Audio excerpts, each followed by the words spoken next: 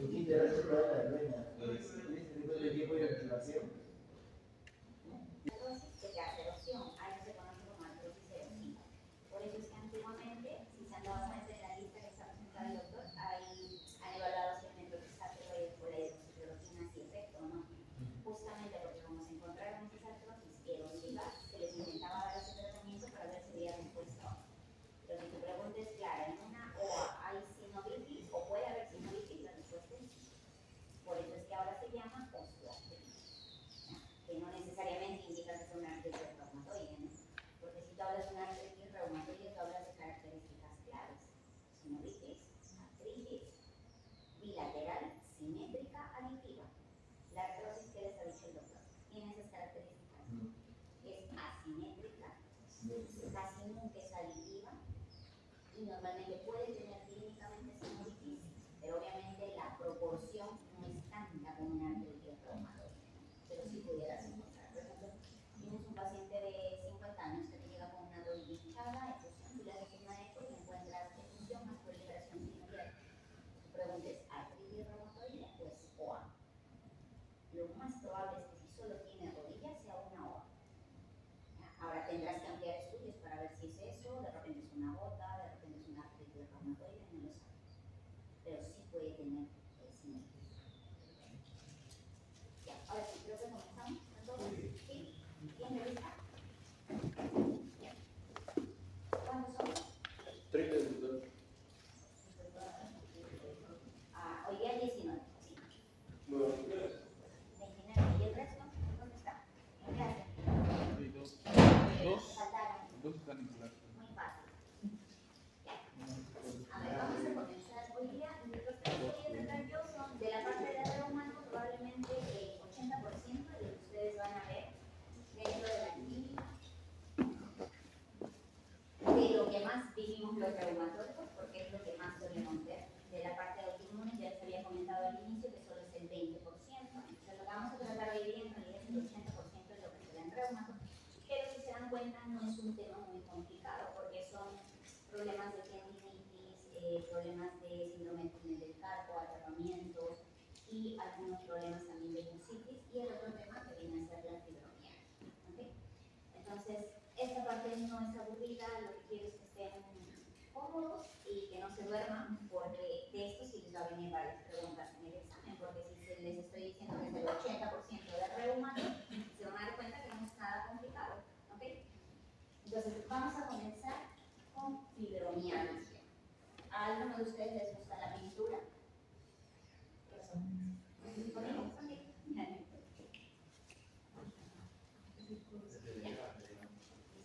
¿Alguno de ustedes les gusta la pintura? ¿Aquí? ¿Sí?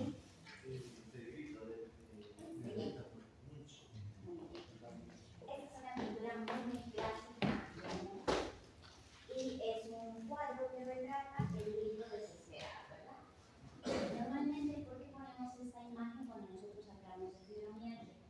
Porque normalmente la fibromialgia en la actualidad ha sido considerada por muchos médicos como una enfermedad que no tiene mucha importancia.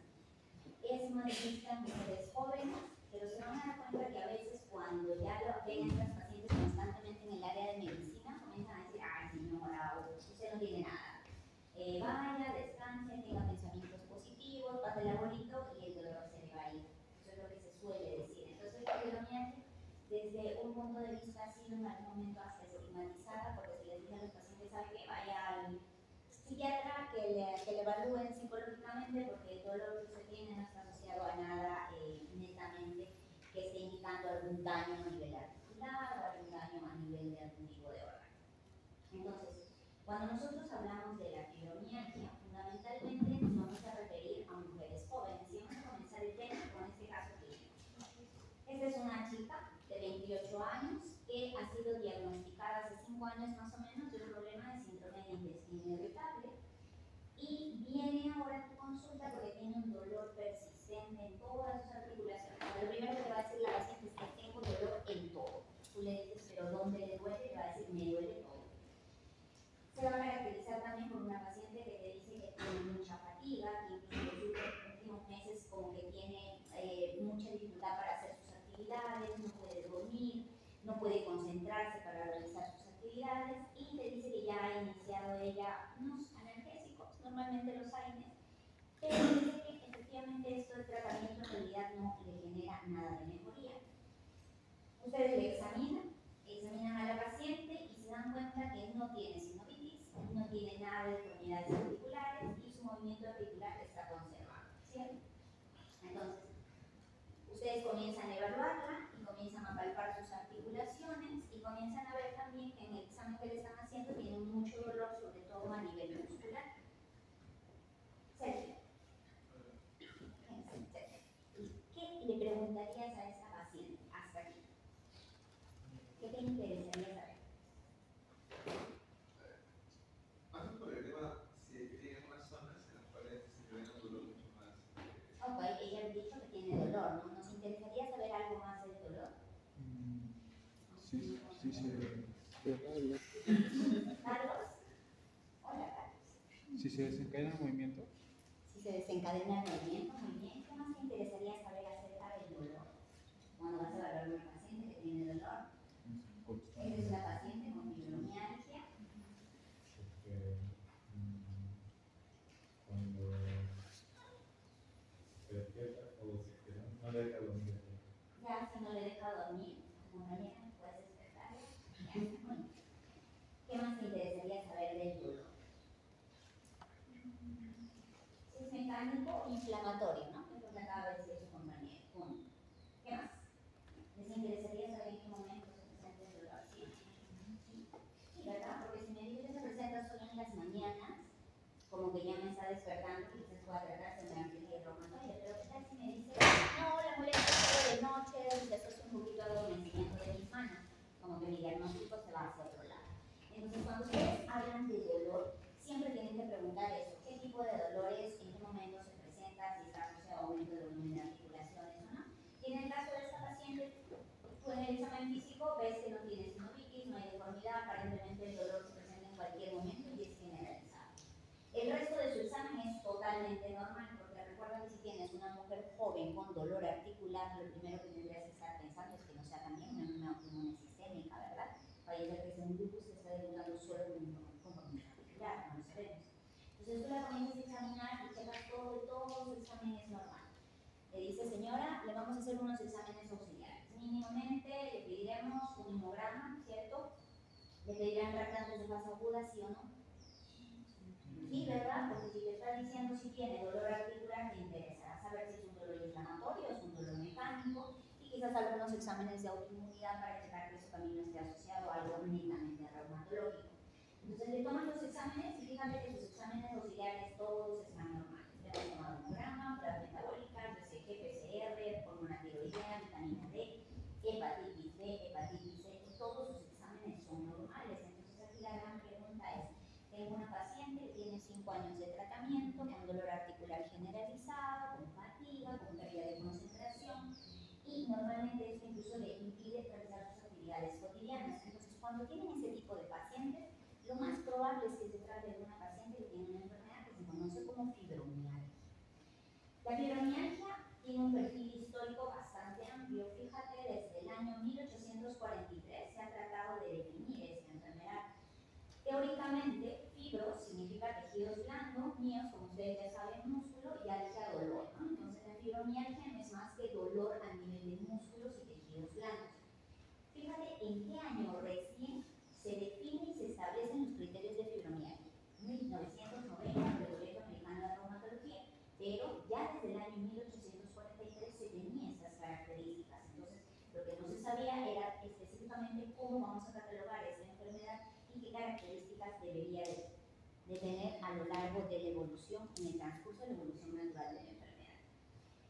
Cuando hablas de fibromialgia, también tienes que hablar de unas etiquetas alternativas diagnósticas que fundamentalmente están asociados a problemas psiquiátricos. Es por eso que a estas pacientes siempre se les dice tienen que pasar una evaluación por psiquiatría, porque vaya a ser que se trate solo de un desorden somatomorfo o a veces un desorden de somatización que tiene muchas características bastante parecidas a la fibromialgia, pero que en este caso van a estar muy de la mano con la parte de alteraciones a nivel de la salud mental. ¿Cómo entonces tú vas a definir a la fibromialgia? Esta es parte del grupo de reumatismos extraarticulares generalizados. ¿Y por qué se va a un dolor tipo crónico de más de 3 meses.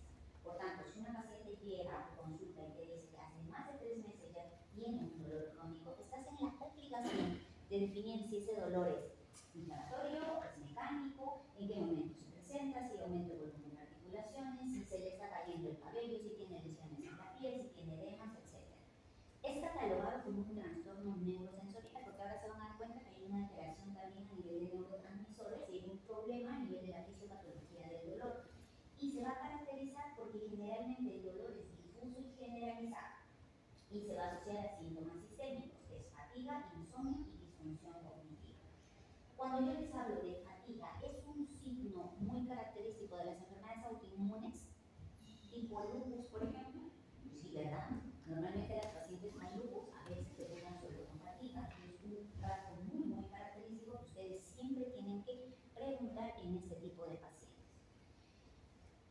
Cuando tienen ustedes un paciente con fibromialgia y con dolor crónico de más de 3 meses, vamos a ver que esta patología está muy asociada a ciertas características, sobre todo en el caso de mujeres, y se ha visto que la prevalencia es mucho mayor en mujeres, con aproximadamente 2 al 4% que cumplen criterios.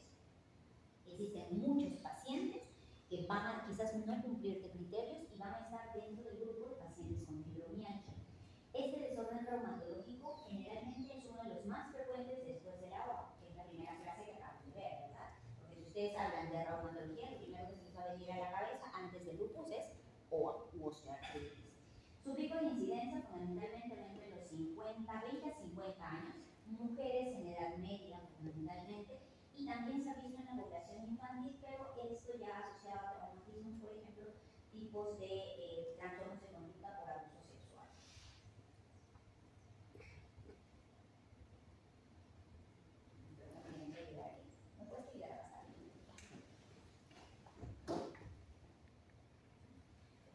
En nuestro país se ha hecho un estudio en el año 2009. Si ustedes se dan cuenta, este estudio ha sido realizado por los médicos que trabajan actualmente en el Hospital Almenara, que es uno de los hospitales que más hace investigación dentro de la parte reumatológica. Este es el estudio COPCOR. ¿Y qué es lo que se ha visto en este estudio COPCOR? Normalmente se ha tratado de definir cuáles eran las enfermedades que eran mucho más frecuentes a nivel de la parte de reumatología. Y fíjate acá que la fibromialgia tiene un porcentaje de presentación aproximadamente de 1.58%, seguido después del síndrome de túnel del carpo, los síndromes miofaciales, incluso los problemas netamente de lumbalgias. ¿Cuál es la causa? ¿Alguien de ustedes ha leído algo de fibromialgia y ya ha encontrado la causa exacta de esta enfermedad? Sí, San Salud. Si se han dado cuenta, en toda la parte de reumato hasta ahorita no tenemos causas exactas de todas las patologías, incluso las autoinmunes, solo tenemos factores de riesgo, y pasa lo mismo en la parte de la fibromialgia. No existe una causa orgánica, por eso es que cuando ustedes comienzan a tratar de buscar por algún examen si la paciente tiene algún trastorno, nunca lo van a encontrar. Pero ¿qué se ha encontrado? Que hay factores predisponentes como traumas, factores desencadenantes, generalmente factores estresantes o psicológicos, y factores que agravan o mantienen la enfermedad, como problemas a nivel de la ansiedad o trastornos del ánimo, o incluso la misma inactividad física. Fisiopatológicamente, ¿qué es lo que pasa? ¿Cuántos tipos de dolor ustedes conocen? Guillermo. 3, ¿verdad? Que ahí lo tienen. El dolor de tipo somático, el neuropático y el dolor de tipo central. Déjame un ejemplo de dolor somático. Jacqueline. Jacqueline, un ejemplo de dolor somático.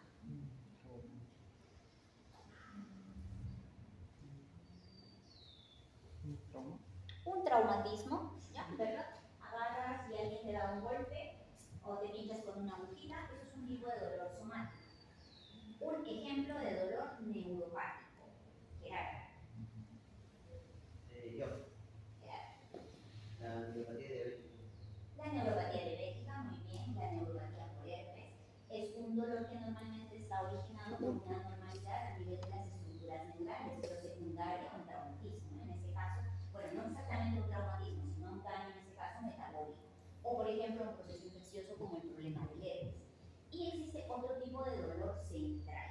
El tipo de dolor central es aquel dolor que es percibido pero por un impulso inocuo. ¿Y por qué se va a producir? Porque generalmente hay una alteración fisiológica a nivel de las estructuras neurales. Y el ejemplo clásico de esto viene a ser la fibromialgia. Entonces, cuando tú tendrías que hablar de los tipos de dolor, tú vas a hablar del dolor de tipo somático, es decir, un impulso, normalmente una noxa, se va a acercar a tu organismo y va a generar una transmisión de dolor que ustedes lo van a percibir a nivel de la corteza y lo vas a sentir como si fuera dolor. El dolor neuropático está originado fundamentalmente por un daño estructural neural y el tipo de dolor central que es muy, muy característico de la fibromialgia.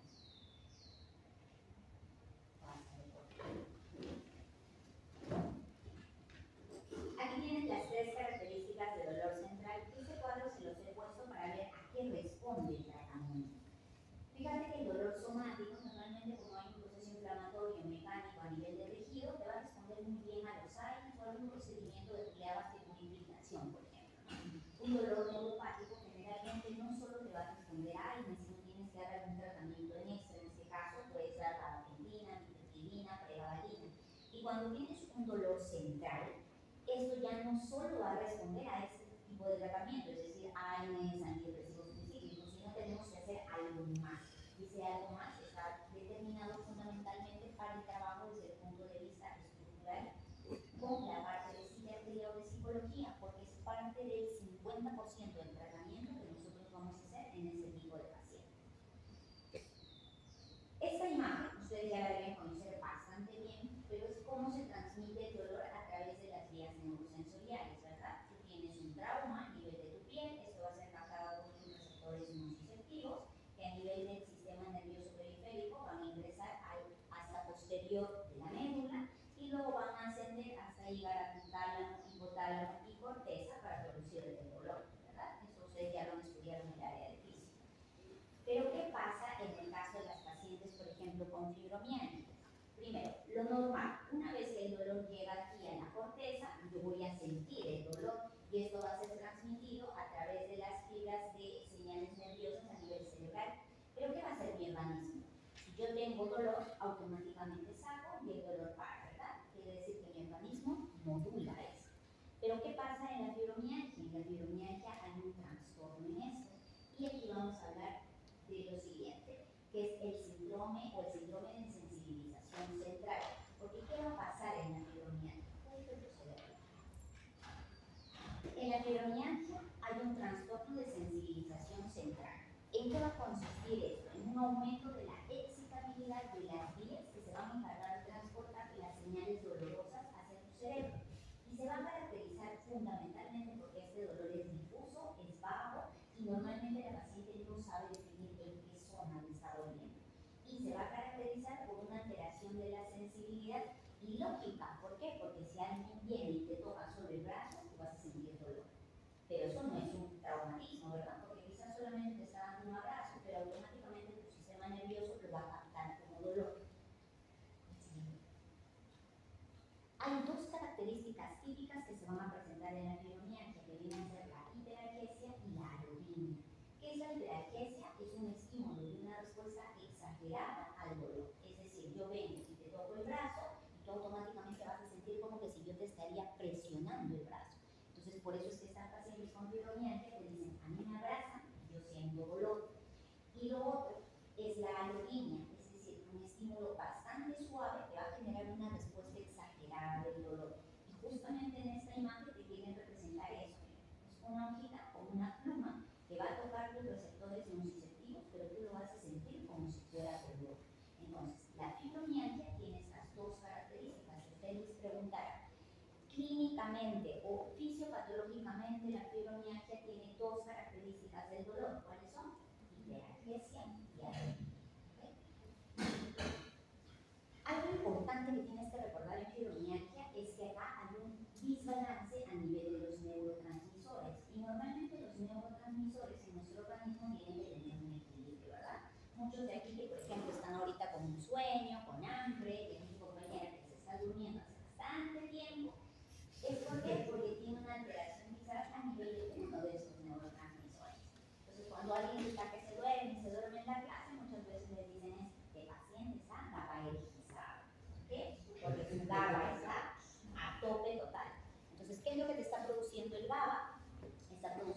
sueño, cansancio, como que ya no quieres estar en ese lugar. Teóricamente, las personas que están sanas, como la mayoría de aquí, tu GABA tiene que equilibrarse. Entonces, mientras estás en el día, tu GABA tiene un equilibrio con tu glutamato, con tu sustancia B, para que tú no te estés durmiendo en cualquier lugar. Entonces, ¿qué pasa en la fibromialgia? En la fibromialgia, estos neurotransmisores tienen un desbalance. Entonces, comienza a aumentar tu glutamato, aumenta tu sustancia B y disminuye tu serotonina, tu noradrenalina y tu GABA. Por ende, estas pacientes todo el día están cansadas, con fatiga, con dolor, no se pueden concentrar. Clínicamente, ¿cómo vas a ver a este paciente? Entonces, lo vas a ver con un dolor tipo crónico. ¿Okay? ¿Más de cuántos meses? Espero que la examen, más de 3 meses. ¿Qué características tiene tu dolor? Primero, que es difuso, es generalizado, la paciente llega y te dice, me duele todo. ¿Dónde es el dolor? Músculo, tendón y ligamento. Tú comienzas a tocar sus articulaciones y todas sus articulaciones tienen una movilidad perfecta. Es más, tocas su articulación del codo y te va a decir, sí, lo muevo bien, pero me duele. Mueves el hombro, me duele, pero a ver, es más el fastidio. Y casi siempre está asociado a síntomas sistémicos como fatiga, insomnio y disfunción cognitiva. Estas pacientes también te van a decir que a veces tienen cefalea, rigidez matutina, pero que dura menos de cuánto, menos de una hora, a veces menos incluso de 30 minutos. Te van a decir, me dura 5 o 10 minutos y la rigidez se me quita. El sueño es no reparador, no pueden dormir y sufren generalmente de problemas de ansiedad y depresión. Porque estas pacientes, ya les había comentado, que tienen algún trastorno psiquiátrico también de por medio, y por eso es que tratamos de que estas pacientes tengan alguna evaluación por esa área.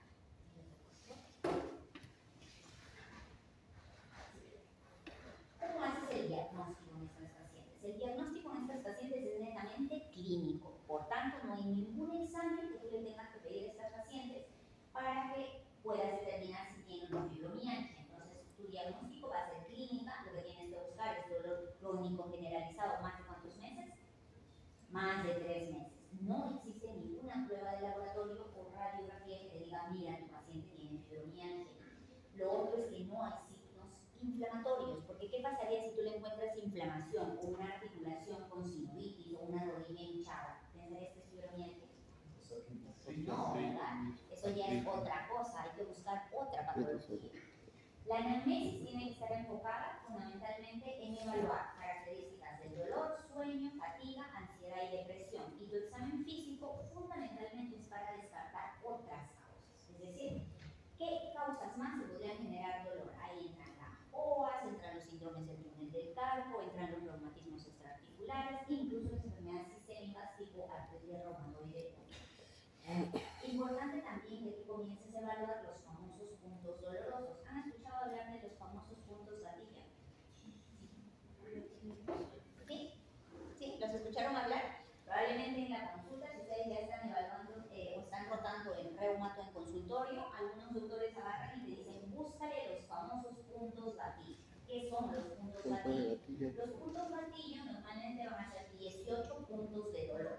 ¿Dónde lo vas a tener? Fundamentalmente a nivel del occipucio, cervical, trapecio, supraespinoso, rodillas y a nivel también de los mismos poros. Entonces, cuando tú buscabas antes de estos puntos, que eran 18, que los tienes aquí en la imagen, veías que tu paciente tenía dolor por lo menos en 11, tú decías, probablemente esta paciente tiene un problema que se conoce como fibromialgia. Estos eran los criterios antiguos, los primeros. Sin embargo, en el año 2010 dijeron, no, miren, está muy simple eso, tenemos que mejorarlo porque hay que hacer trabajos de investigación y necesitamos definir bien qué cosas tenemos que buscar en estas pacientes. Y ellos evalúan un famoso índice que se conoce como el índice de dolor generalizado. ¿Qué es lo que te dice aquí? Para evaluar tú a estos pacientes con fibromialgia deberías tener 3 condiciones. Primero, que tu dolor, es decir, el índice de dolor generalizado, tenga una valoración de más de 7 y una gravedad de síntomas mayor a 5, o que sea de 3 a 6 con gravedad de síntomas mayor a 9, que tenga dolor más de 3 meses y que el paciente no tenga otra patología. Si tú cumples estas 3 características, te dice, mira, mi paciente tiene fibromialgia. Entonces ahorita muchos se estarán preguntando, ¿pero qué es el índice de dolor generalizado? No son más que los famosos puntos gatillo, solo que ahora ya no son 18, sino son 19 áreas. Y ahí las tienen en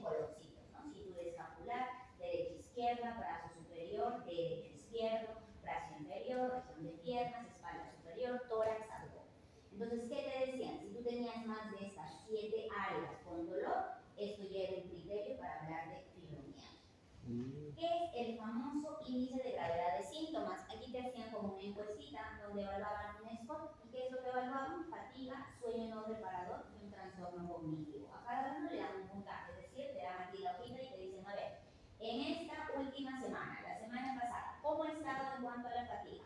Leve, ocasional, moderada, grave. Entonces tú vas marcando y le van dando a esto un porcentaje. Y si tú tienes aquí más de 5 puntos, que normalmente son 12 puntos que se tendría que evaluar, ya tendrías un criterio más para fibromialgia.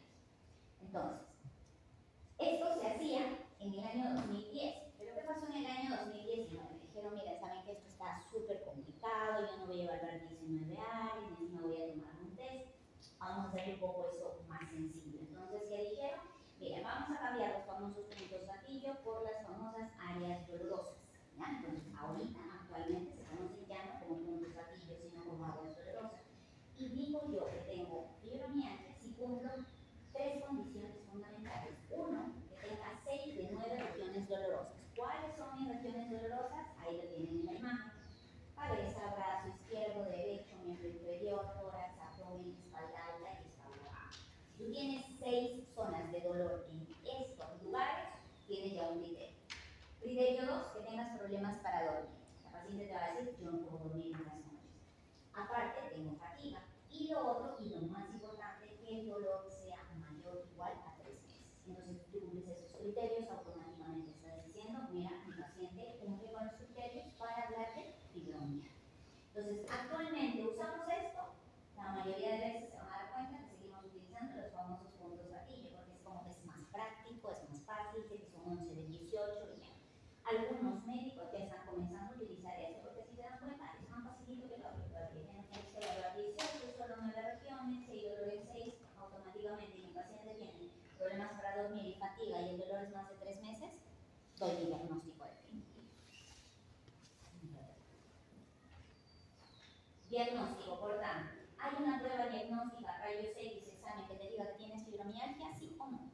No, ¿verdad? Sin embargo, ¿tengo que tomar exámenes, sí o no? ¿Qué dicen? Descarta una enfermedad. Sí. Y la respuesta es sí. ¿Saben por qué? Porque normalmente la fibromialgia, la mayoría de veces no es un diagnóstico de primera intención, es un diagnóstico de exclusión. Y eso quiere decir que antes que tú me digas que tu paciente tiene fibromialgia, mínimamente habrás investigado si no tiene AR, porque es lo que más puede tener clínica muy característica de la fibromialgia, que no tenga problemas de lupus, o que no sea de repente un traumatismo extraarticular, es decir, una tendinitis, un hombro doloroso, entonces siempre tienes que hacer algunos estudios y aquí es importante que sepas esto. Cuando tú le vas a hacer un estudio a una paciente con fibromialgia, tienes que pedir mínimamente un hemograma. ¿Qué van a ver en el hemograma? ¿En lupus qué les interesa?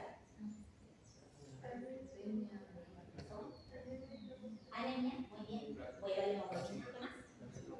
Plaquetas, neutropenia, ya está bien, pero voy a ver plaquetas, ¿verdad? Si tiene plaquetopenia o hay de repente una leucocitosis, ¿qué más? ¿Les interesa la leucocitosis? ¿Qué pasa si tiene 1000 leucocitos? O sea, leucopenia en la vida va a ser por una fibromialgia, ¿verdad? ¿Qué más les interesa la linfocitoción? Por supuesto, si tiene una linfopenia brutal, ¿pensarán que es fibromialgia? No, ¿verdad? Allá te está llevando a pensar en otra cosa, quizás sea un lupus. Vas a pedir ese kit PCR, porque si tiene dolor articular, tienes que sacar que no son problemas de artritis reumatoide o algo inflamatorio. Vas a pedir enzimas musculares, CPK, DHL, TG o TGP. ¿Por qué? Puede ser el debut de una miopatía, porque la paciente cuando tú la tocas se dice que me está doliendo, tengo una mialgia brutal, entonces tienes que pensar en eso. ¿Vas a pedir factor reumatoide, sí o no? Aquí ya tienes que investigar las características del dolor, ¿no? Vaya a ser que te diga que tiene, no sé, una rigidez matutina, que había aumento de volumen de articulaciones, o que de repente es una AR que recién está comenzando a debutar, no lo sabes, vas a tener que pedir factor reumatoide. ¿Pides ANA, sí o no? Porque ya hemos visto que existen muchas pacientes que tienen fibromialgia, están ahí hablando con todos los médicos, fibromialgia, y resultó que era un lupus que había tenido netamente un compromiso muscular y articular. Por eso se pide ANA. ¿Y por qué también? Porque vuelvo a repetir, la fibromialgia es un diagnóstico de descarte, o sea, no es lo primero que vas a pensar, ¿no? A no ser que sea muy, muy característico, pero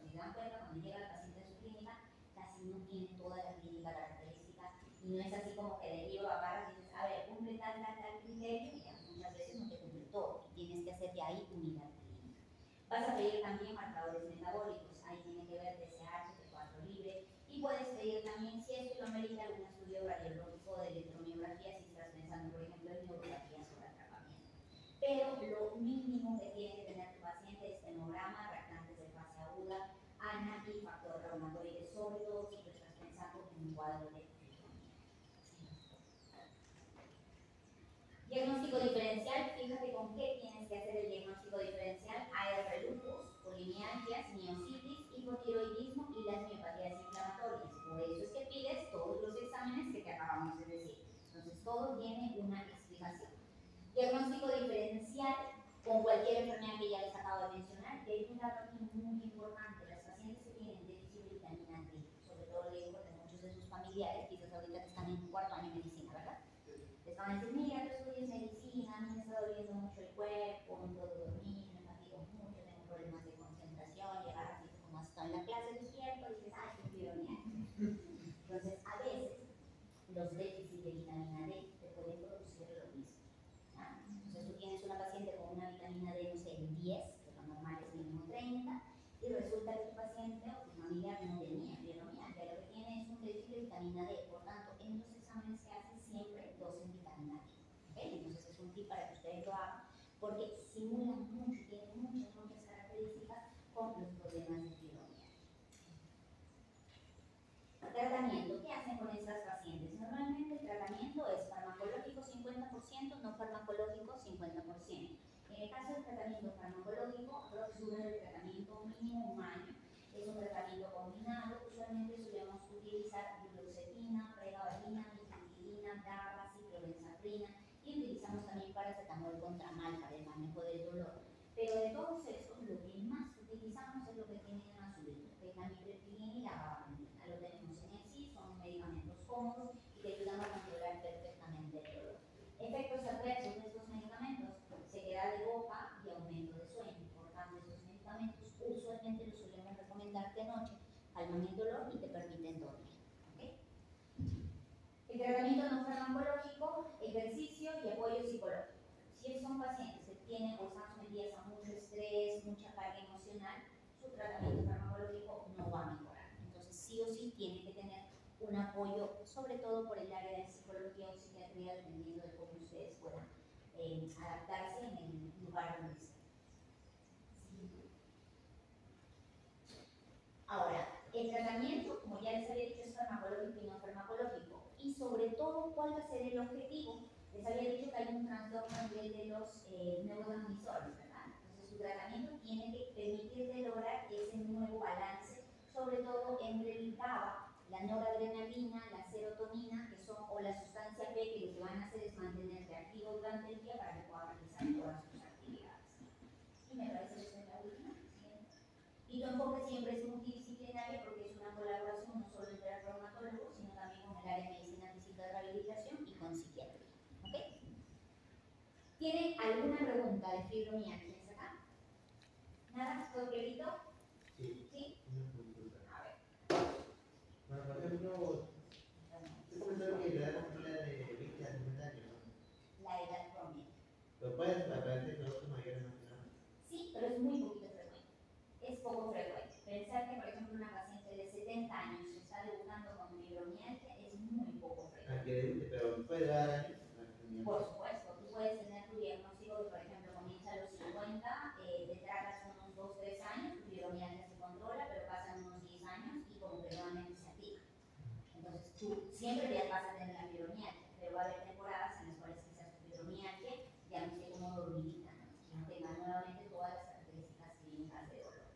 Pero que debute a los 70 es muy frecuente. Ahí sí ya tendrías que pensar en otras enfermedades. Generalmente en este caso, por ejemplo, lo primero que te llamaría la atención es que no tenga un déficit de vitamina D. Por un lado.